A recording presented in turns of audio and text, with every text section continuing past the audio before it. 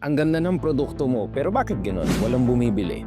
Gumigising kayo ng maaga, nasipag-sipag ninyo, pero kulang pa rin yung benta. So parang may mali. Ang tanong, saan ka magfo-focus? Sa marketing ba? Sa tao ba? Maraming factors yan. Pero maaari, alam mo kung ano ang problema, kulang kayo sa sales fundamental.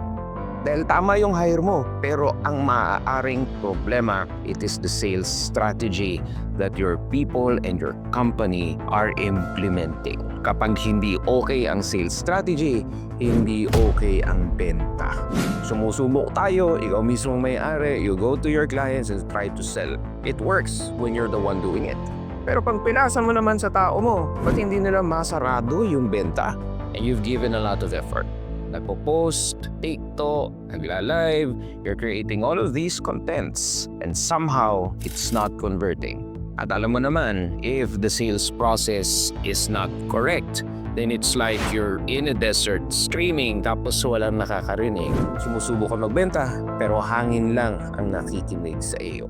Kaya andito tayo ngayon para solusyonan yan. By the way, my name is M.I.X. and I am the CEO of Sign-Off Corporation and the founder of the M.I.X. Institute of Business and Leadership. And for so long, for quite some time, we have helped SMEs found their breakthrough through the series and the fundamentals that we teach in our institute pagdating sa pagiging magaling na negosyante. I am a best-selling author and I'm also pursuing my Master's in Business Administration at the Asian Institute of Management. And here's my message to you. You don't need to be a great sales talker. Hindi mo kailangan maging aggressive. Kung gusto mo makabenta, kailangan lang a duplicable system of sales that you can pass on to your people. And later on, bibigyan kita ng isang special tip para makasarado ka ng matitinding benta. Yung tipong milyon ang usapan. Pero bago yan, balik muna tayo sa fundamentals ng pagbebenta. Alam mo, ito ang problema sa marami na nagbebenta. Kapag ang sistema ng tao mo is agresibo magbenta, hindi talaga mako-convert. Kasi ang sales, it's not about persuading or pushing someone to buy. Ang pagbebenta, sa totoo lang, it's becoming an assistant buyer. If your people can guide your customers to find the right product for them without being pushy, na parang kaibigan lamang na nagre-rekomenda ng maganda sa kanyang kaibigan, diyan kayo makakabenta ng madami. Hindi pala dapat na push lang tayo ng push, close lang tayo ng close. Kailangan parte ng sistema nyo ng pagbebenta ang pag-intindi sa kliyente. Paano mo mag-guide ang kliyente kung hindi mo alam kung anong kailangan niya? Kaya hirap mag-recommend ng damit.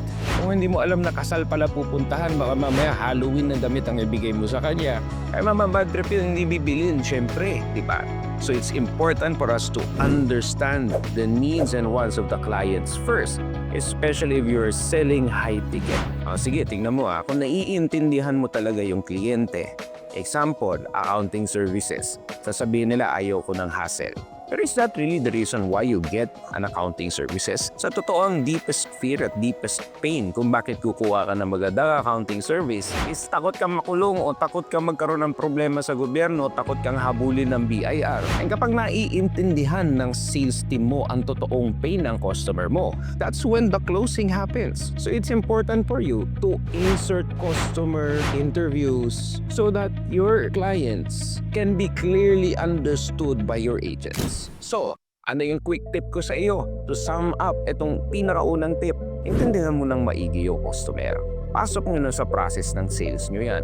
Walang magbebenta nang hindi naiintindihan ng maigi ang customer. And take note, kahit same ang produkto binibenta, your customers will buy these products for different reasons. At alam mo, masakit kapag nasa sales ka. Kaya natatakot ang karamihan nagbenta kasi takot mahindihan. Ayaw ma-reject. Pabigyan kita ngayon ng ideya. Kung gusto mo makabenta, o kailangan ulanin ka talaga ng rejection. Importante na maintindihan ng mga ahente mo yan. To get the yes, you have to get the no's. And there are clients just like that. They trust you enough, they've heard you from a friend, and they would be willing to avail of your products and services even without explanation. Kung gusto mo makakita ng mga ganyang kliyente, then you need to get the hard no's first. Kailangan mahindihan siya muna. Ang problema sa iba, gusto oo lang, ayaw ng hindi. And that's why the sale does not happen. And maybe yung iba natatakot mag-follow up kasi baka sabihin makulit sila. Baka mamaya sabihin pera-pera or masyadong pushy. So ngayon, importante ang follow-up sa pagbebenta. So alamin natin ano nga ba talaga yung sales process. So himayin natin ito para mayroon na tayong selling system sa company mo. And why does a sales process matter? Because without a process, hula-hula yung mga tao mo. At ang mga tao mo, reaction-based. Kung ano na lang yung maramdaman, kung ano yung sa tingin nilang okay, gagawin nila. Pero hindi kasi uubra yan. You need processes so that hindi ka nakakaasa sa tao lamang. Nakaasa ka sa sistema. Kapag umalis ang tao, may sistema kang pwedeng ibigay na duplicable and replicable.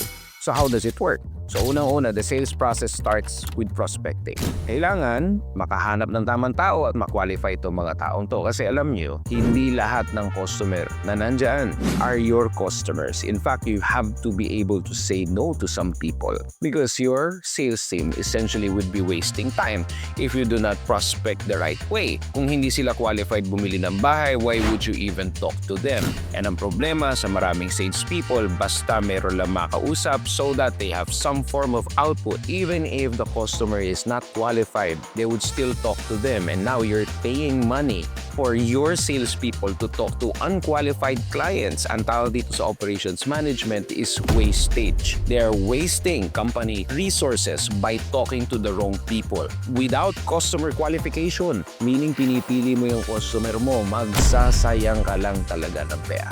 Second, engagement. Starting the conversation and building connection. Tatandaan mo, hindi ka bibili sa kaaway mo. Ibig sabihin, it also works the other way around. So, importante pala yung engagement part. And you know what? This is not only applicable in person-to-person selling, this is also applicable sa e-commerce. By creating engagement campaigns or ways for you to connect with your clients. Like, for example, live selling, by prospecting and engagement, diyan mo makukuha yung tiwala ng customer mo at bibili sila sa iyo. Pangatlo, presentation. Presenting your offer that matches the need of the client. O, ito ngayon ang tanong ko sa iyo. Ano malalaman kung ano yung need ng client mo kung hindi mo kinausap? So, kailangan to, parte ng proseso yan. Sa inyong meeting, sa sales ninyo, sabihin mo, okay, magsisimula tayo sa tamang prospecting. Hindi na pwede nakakausapin natin yung mga walang qualifications sa offer natin. We'd be wasting our time. Then, kakausapin natin, you will engage, you'll try to build connection. Then dun pa lang tayo magpe-present. So no-go ang presentation, especially on high-ticket items. Hindi tayo pwede mag-proceed sa pagbebenta nang hindi tayo nakabuild ng maayos na connection. You buy from people you trust. And if they don't trust your salespeople, automatic hindi yan bibili. Pangapat, handling concerns or objections without losing your authority.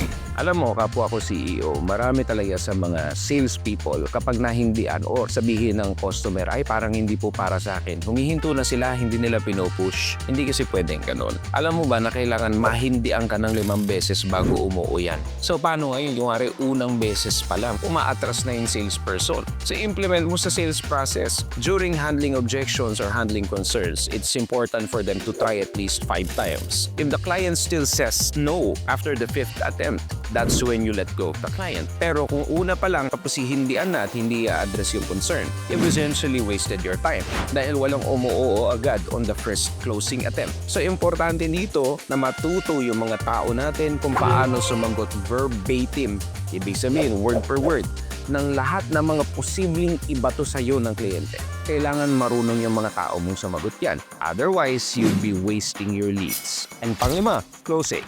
Guiding them to make the decision and close the deal. And without closing, then you've essentially wasted your time. Kailangan masabi ng kliyente na okay, bibili na ako. And how does the client say that? It is when the agent pushes for the close and does the power close. Ano ba yung sabihin ng power close?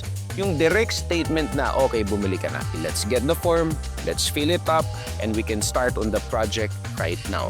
Without the close, your clients will not do it for you. Pero most of the time, the agent has to do the closing bago yan umuo. So you look at the sales process. Kapag walang prosesong ganito sa sales team mo, magbabara-bara yan. And chances are, when you get new salespeople, magtataka ka bakit hindi bumibenta, magaling naman yung marketing, hindi maayos yung proseso ng pagbebenta. So pwede mong i-integrate yung itinuro ko sa iyo ngayon. perhaps train your sales team with us here at the M.I.X Institute or do the training yourself. Ang importante, marunong sila dahil people who know what they do close more. Ang tatandaan mo, dito sa departamentong ito, dito pumapasok ang pera kaya ito yung dapat mo talagang bantayan at tuunan ng pansin. And syempre, pinakahuli, follow up. Kapag umindi yan ngayon, it doesn't mean that it's a no forever.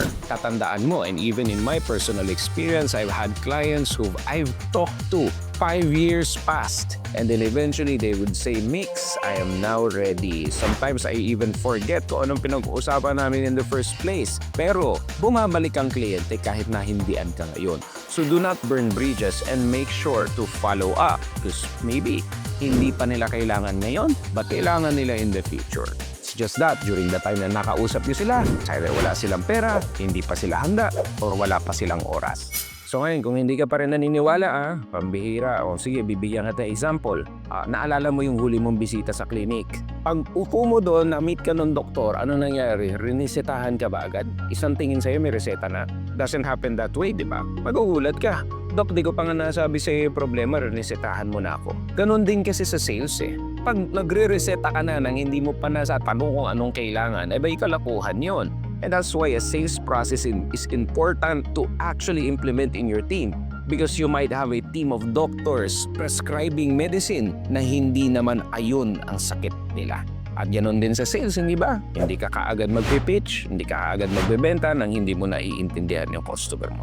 Bago ipakita ang solusyon, makikinig ka muna, i-interview mo muna, kakausapin mo muna. At yung mga ahente mo, kung walang proseso, walang training, then mag-shortcut yan. So ngayon, dito sa M.I.X Institute, syempre hindi kita pababayaan na wala kang take home at wala kang assignment because in the Institute, we make sure that all of the things that you learn have a practical application immediately after learning. Una-una, babalikan natin yung top 5 customers natin. Pangalawa, tatanungin mo ngayon siya, ano yung pinakamalaking frustration mo bago mo kami na-meet? At least for this kind of product or service. I-record mo yung sasabihin nila, yung exact words. At pangapat, gagamitin mo ngayon yan sa next sales speech ng mga tao mo. So how would it sound like? Parang ganito. Alam mo, Sir Mix, dati, uma-attend ako ng mga training so wala akong natututunan. A-attend akong training, highly motivational, I get fired up, but there is no practical use. But when I met the M.I.X Institute, nagbago ang buhay ko dahil. So you should create something like that. O kung makakakuha kayo ng strong, solid social proof, your agents can use it in closing the deal. Pangalawang assignment, meetingin mo na yung mga tao mo. Pakita mo yung sales structure, make sure ma-enforce ito na dapat lahat sila, they are following this kind of structure in all of their sales endeavors. And you know what? Marami sa mga case studies na inaaral ko galing sa Harvard. And you know what? Alam mo ang sabi nila sa Harvard, the greatest sales people use 60% of the sales engagement time in hours isang oras. 60%. So ibig sabihin, more than 30 minutes ang ginagastos nilang oras just to understand the need of the client. If you want your sales people to be great, then they need to spend more time understanding the needs of the client before actually presenting. Tatandaan mo to, that the more you listen, the more you sell. So ano natutunan mo? Madami-dami ba? Number 1, sales is not about pushing. Pangalawa, it's about understanding and guiding your customers in making a decision. And number 3, makinig ka muna bago ka magbenta. And number 4, use the language of your customers, not your own.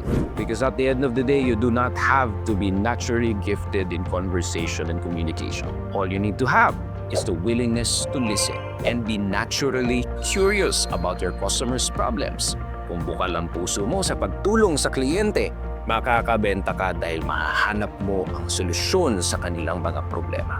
Because if you truly care for your customers and you truly want to solve their problems, then you would never have to beg for sales ever again. And ngayon, kung natuto ka dito, make sure to like, share, and comment sa mga videos namin here at Mix and the M.I.X Institute of Business and Leadership. If you want your sales team or your people to be trained by the Institute, just send us a message and make sure to follow us in all of our social media platforms. And umattend ka ng Level Up series because every month we do create events such as this na natututo tayo ng business fundamentals that are rooted in theory and refined by experience. See you on the next video.